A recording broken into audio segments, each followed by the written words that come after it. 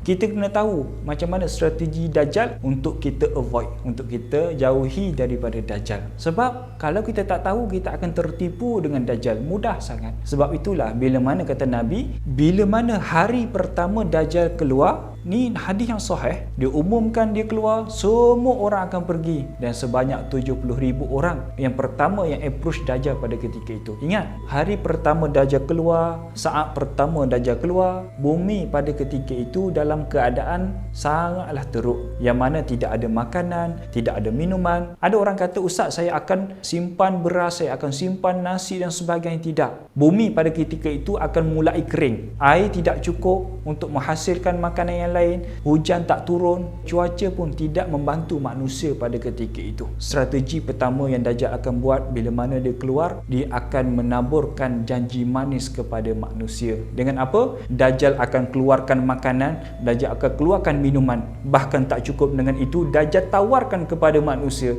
"Andai kalian nakkan makanan daripada aku, sembah aku dan aku akan bagi harta kepada kalian." Sebab sihir yang paling hebat untuk Dajjal adalah mengeluarkan emas daripada tanah, mengeluarkan emas daripada bumi-bumi. Contoh, kita berada di pusat banjir, ada orang supply makanan, orang bagi makanan, dah pun bersyukur. Tak cukup dengan itu, orang bagi emas pula kepada kita. Itu satu tawaran yang sangatlah kejam yang Dajjal buat kepada manusia. Strategi kedua, apa Dajjal buat? Dajjal akan kumpulkan seramai mungkin pengikut dia. Ingat, Dajjal ni dia tak perlu bersusah payah untuk approach, "Tolonglah sembah aku, tolonglah follow aku." Tak. Dia tawarkan makanan, dua syarat. "Nak sembah aku akan bagi makanan. Tak nak sembah aku akan bunuh." Dan menyebabkan makin ramai yang follow Dajjal. Bahkan Dajjal hanya duduk diam sahaja. Orang yang telah menyembah Dajjal, orang yang menjadi pengikut Dajjal, mereka pula akan meminta orang lain, akan ambil makanan, sembah Dajjal, ambil makanan, balik ke rumah, bagi tahu kepada jiran, "Kamu nak makanan? Pergi jumpa Dajjal." Itulah suasana yang berlaku pada ketika itu. Sebab itulah kata Nabi, mereka yang beriman, mereka daripada jauh dah boleh nampak tanda kufur dekat dahi Dajjal, dan mereka akan avoid daripada Dajjal. Orang-orang yang menjadi pengikut Dajjal, mereka akan menyebarkan yang Dajjal ni sang penyelamat, Dajjal ni hero kita dan sebagainya. Dan strategi nombor 3 yang dibuat oleh Dajjal adalah membunuh. Sangat kejam. Siapa? Siapa yang ingkar kepada Dajjal. Macam mana Dajjal tahu satu bumi ni ada ingkar? Tengok balik. Kan Dajjal tadi ada pengikut. Ketika itu panggilan pengikut Dajjal kepada Dajjal, kata para ulama, adalah Tuhan. "Wahai Tuhan, sesungguhnya dekat kampung aku ada 3 ke 4 rumah yang ingkar kepada kamu. Wahai Tuhan, sesungguhnya di negeri aku ada 80 orang rumah